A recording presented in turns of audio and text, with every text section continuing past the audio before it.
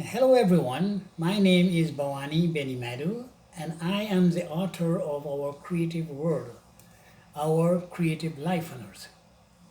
In this video, I would be introducing to you some contents of my book.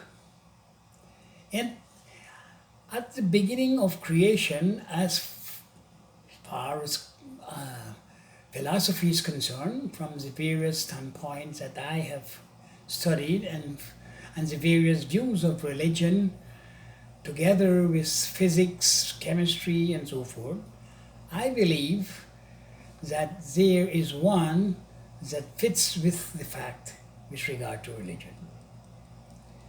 In the Bible, Christ himself says, I and my Father are one. Again, in another passage, Christ said, to those who expressed surprise when he called himself the Son of God. In comparison, we observe this is the Holy Trinity, the Father, the Son, and the Holy Spirit. In the beginning, God created heaven and earth. That's all right. He is the creator. But what was the material with which he created the world? In the Hindu philosophy of religion, Brahma, Vishnu, and Shiva are all one. They are the creator, sustainer, and destroyer. Brahma represents the head. As the creator. Vishnu represents the chest as the sustainer of the body, And Shiva represents the limbs, which is the hands, the foot, as the destructive, constructive force. In the following order of creation from the beginning is spoken as when Brahma, the creator, is in process of creation, he is known as Paramatma. And it is said that first comes from the Paramatma, which is the self, all-pervading soul and spirit of the world we call God. This is space, which represents the entire universe. Next comes wind, followed by fire. Then comes water, and then Mother Earth. In the beginning, God created the heaven and earth according to the physical theory, namely about creatability and indestructibility, can only be a continuous change of place, shape, combination, names, and so forth. There can be nothing new brought into existence and nothing go out of existence. From this point, from which that does not already exist. This is in form of the five elements. You cannot create or destroy. This brings the question, what was the material out of which he created the whole world? Let me give you a few examples then. Now, a potter has the clay with which he makes the potter.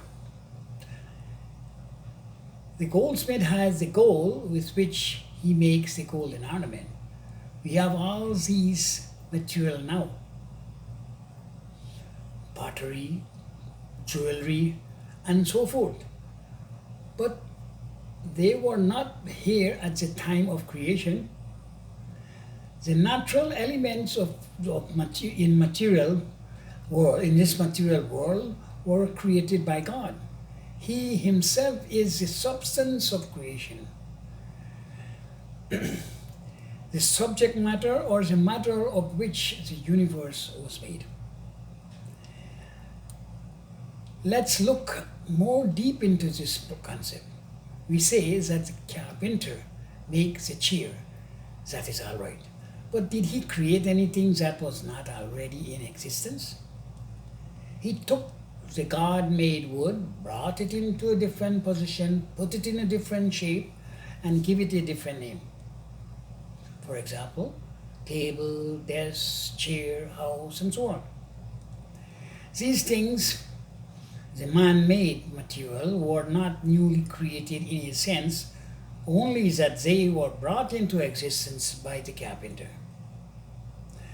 by form and shape.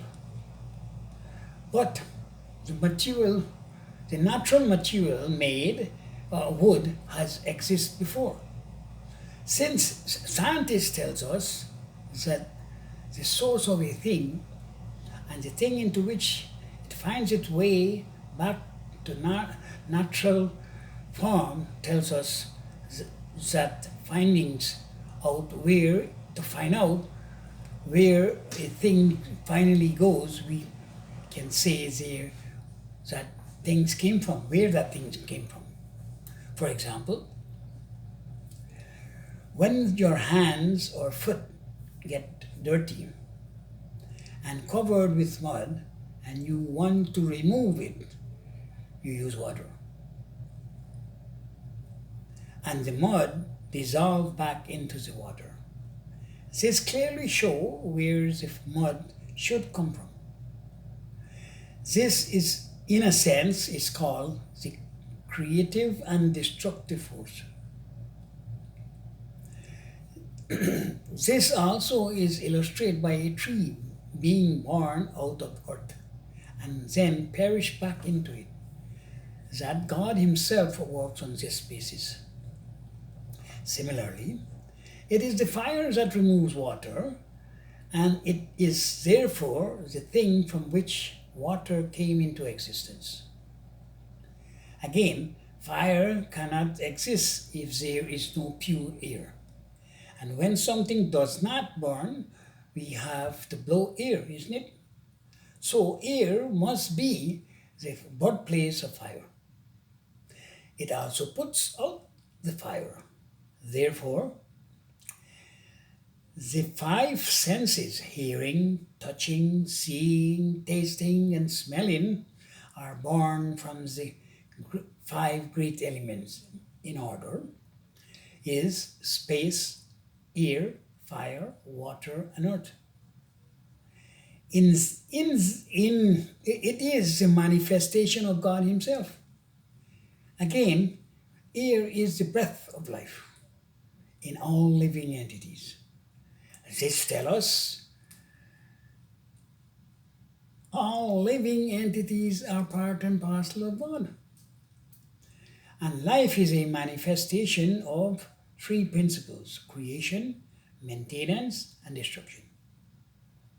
In fact, these three are interconnected, but creation and destruction go hand in hand. They are like the two sides of a coin.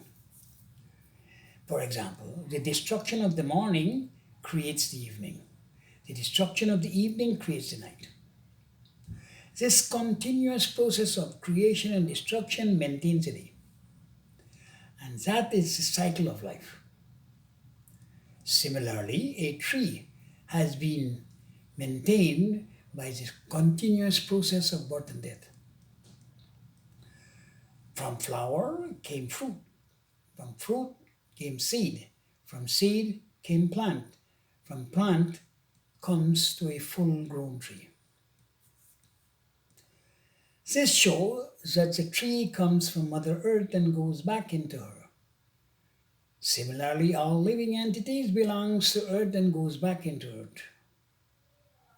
So the truth is one. It has been perceived and spoken of by different name and different form. God is also one. He creates and protects and also destroys. But the truth is they are not different from one another. They are also interconnected as one.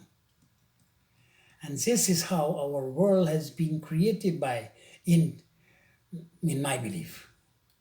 And this concludes some of the contents mentioned in my book.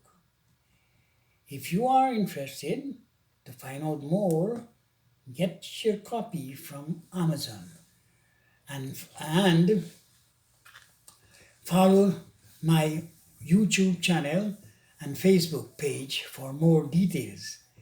In my book, Our Creative World, Our Creative Life on Earth, here's the book, Our Creative World.